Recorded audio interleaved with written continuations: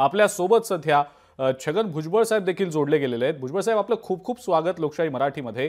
केंद्र सरकारनं एक मोठा निर्णय घेतला, जातनिहाय जनगणनेचा। सातत्याने याबद्दलची मागणी गेले काही वर्ष केली जात होती, मात्र आता हा निर्णय घेतला गेलेला आहे। आपली या सगळ्या संदर्भातली पहिली प्रतिक्रिया?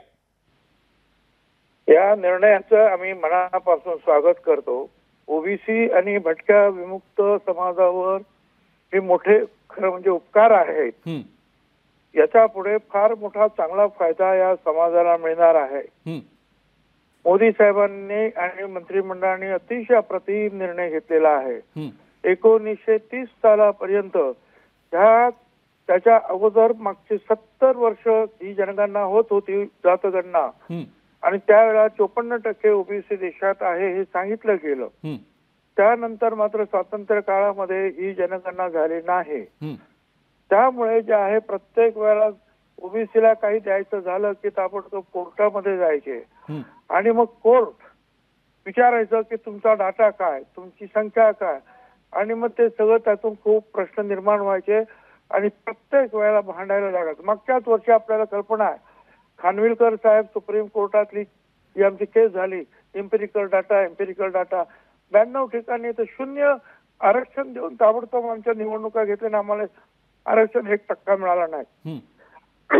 आता या बाबतीमध्ये आम्ही देशभर प्रचार केला होता, रामलीला मैदानापासून पटनाच्या गांधी मैदान सगळीकडे।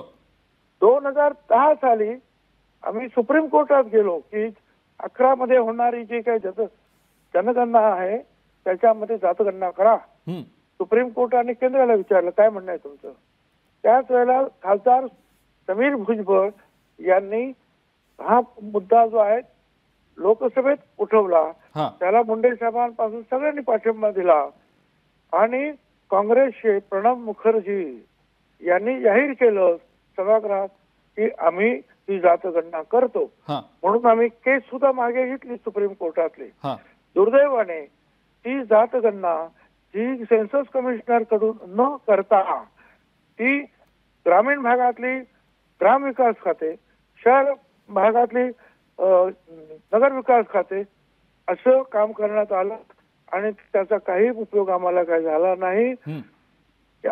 आता तुम्ही म्हणाल की त्याच्यात आणि याच्यात फरक काय, तर सेन्सस कमिशनर ज्या वेळेला जनगणना करतो त्यावेळेला चुकीची माहिती जो कोणी त्याला दंड आणि तुरुंग या दोन्ही शिक्षा, त्यामुळे त्याचं महत्व अधिक आहे आणि ते अतिशय काटेकोरपणे काम केलं जातं। त्याचा फायदा काय आम्हाला असं आहे, आरक्षणाचा जे आहेत ते तर बाहेर आहेच, परंतु सुमित्राताई महाजन कमिटी आणि मनमोहन सिंग कमिटी यांनी ओबीसी घटकांचा अभ्यास केला आणि त्यावेळेला त्यांनी सांगितलं की यांना तसं दलित आणि आदिवासी घटकांसाठी आपण वेगळे फंड्स पाठवतो आणि मग राज्य सरकार सुद्धा वेगळे फंड्स देतात, त्याप्रमाणे त्या ओबीसी घटकांसाठी सुद्धा वेगळे फंड्स दिले पाहिजेत। पण आमच्याकडे डाटा नाही। सेन्सस कमिशनरला त्यांनी सांगितलं हा डाटा तुम्ही आम्हाला उपलब्ध करून द्या। दुर्दैवाने तो आतापर्यंत झाला नाही। आता ही जातगणना या जनगणनेबरोबर होणार असल्यामुळे ती ऑथेंटिक होईल, कोर्टामध्ये परत प्रश्न उपस्थित राहणार नाही। आरक्षणाबरोबरच जे आहे त्या गावागावात राहणारे जे आहे भटक्या मुक्त असतील, ओबीसी असतील, त्यांच्या घरासाठी, शिक्षणासाठी, आरोग्यासाठी, त्यांच्या उन्नतीसाठी वेगळे फंड्स जे आहेत भारत सरकार राज्य सरकारकडून उपलब्ध होतील, हा सगळ्यात मोठा फायदा आणखीन एक आपल्याला होणार आहे। त्यामुळे आम्ही सर्व अतिशय दिलखुलासपणे अतिशय मनपूर्वक मोदी साहेब आणि त्यांच्या सरकारचे आभारी आहोत। ठीक आहे भुजबळ साहेब, खूप खूप धन्यवाद। आपण लोकशाही मराठीशी बोललात आणि प्रतिक्रिया दिलीत त्याबद्दल। छगन भुजबळ होते आपल्यासोबत फोन लाईनवरनं आणि त्यांनी केंद्र सरकारचं आणि पंतप्रधान मोदींचं अभिनंदन केलेलं आहे हा इतका मोठा आणि महत्त्वाचा निर्णय घेतल्याबद्दल।